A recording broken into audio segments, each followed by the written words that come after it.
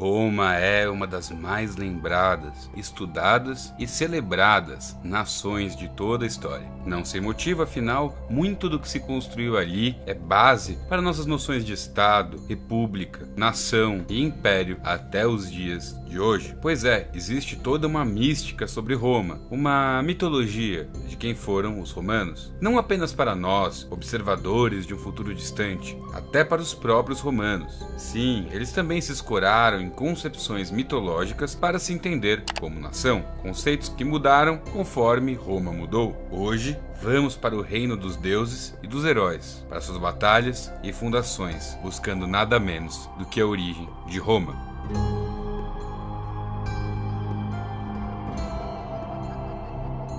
Antes de tudo, vale abrir uma ressalva. Estamos falando de origens mitológicas, portanto, tratamos de uma espécie de narrativa que tem como objetivo dizer algo a respeito dos romanos, apesar da realidade. Algo que tem mais a ver com aquilo que eles queriam dizer a seu respeito do que a verdade arqueológica de sua origem. Até porque as fontes históricas que dão conta das origens de Roma contam com um arsenal limitado de informações. E, do pouco material disponível, levanta-se a hipótese de que Roma teria sido formada em meio à aliança dos povos latinos e sabinos contra as invasões do povo etrusco, sem lobos ou deuses. Na contrapartida, o relato lendário mitológico sobre a fundação de Roma é resultante da combinação de duas versões diferentes, remetendo a momentos diferentes da história de Roma, uma de origem grega e a outra de origem latina. Essas origens se fazem presentes em duas obras em especial, que servem como fonte para conhecer os mitos de origem da cidade de Roma.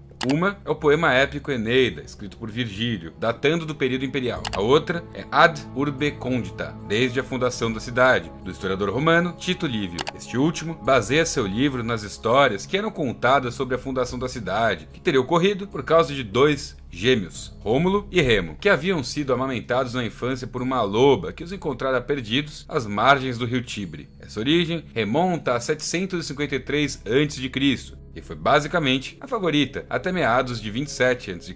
Nessa hora, toda uma carga grega foi infundida na história. Mas, por quê? Muito bem, em 44 a.C., com a morte de César, que detinha todo o poder em Roma, mas que nunca se tornou imperador, o controle do Estado se dividiu entre três generais: Marco Antônio, Lépido e Otaviano, ou Otávio, simplesmente. O poder, frágil como é, logo se desestabilizou. Lépido perde rápido sua influência para Otaviano. Marco Antônio vai ao Egito e passa a governar a parte oriental do império, enquanto vive sua aventura shakespeariana com Cleópatra. Daí que, de forma dramática, Cleópatra se suicida e logo em seguida, Marco Antônio é derrotado num campo de batalha por Otaviano, em 31 a.C.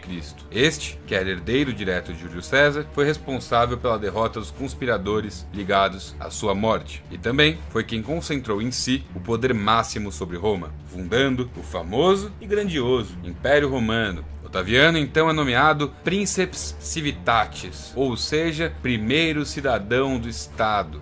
Caio Júlio César Otaviano Augusto, o primeiro imperador do maior império do mundo conhecido.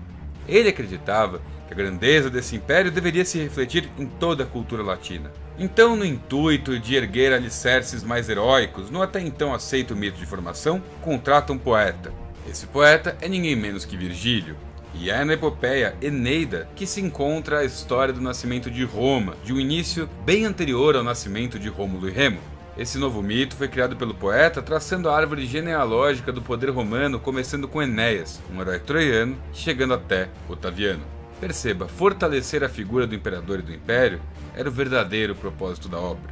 Por exemplo, abre aspas, outros povos, estou certo, trabalharão com mais primor o bronze, farão saltar do mármore figuras que parecerão vivas, serão melhores tribunos, melhores astrônomos, mas vós, romanos, tereis por missão governar os povos, impor condições de paz, poupar os vencidos e subjugar os soberbos. Esse trecho da Eneida, Magnum Opus de Virgílio, diz muito sobre os propósitos da obra e da mentalidade do povo romano e do seu imperador.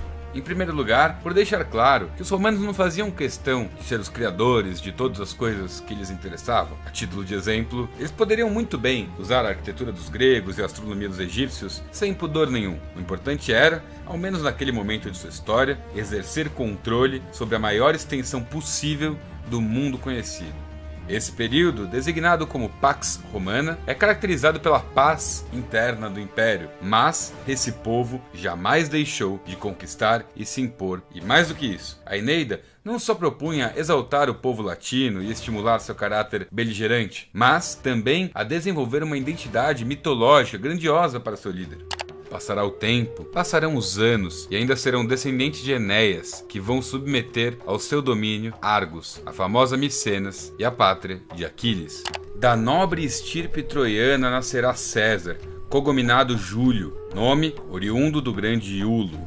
Seu império estender-se-á até o oceano, ou seja, ali começava a cidade de Roma. E aí eu te pergunto, quem poderia questionar um imperador semideus? Pois é, galera, religiosidade e poder andam de mãos dadas faz tempo. E aqui nós temos um exemplo fantástico de como isso operou ao longo da história. Hoje, o grande império é um fato histórico e fruto de um passado distante. Entretanto, esse conjunto de ideias que surgiram em Roma continuam ecoando na mente das pessoas. A história, ela muda, mas também se repete.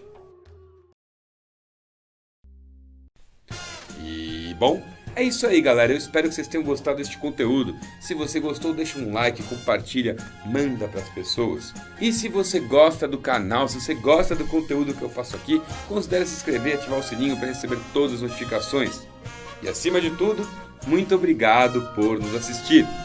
Um gigantesco abraço e tchau, tchau.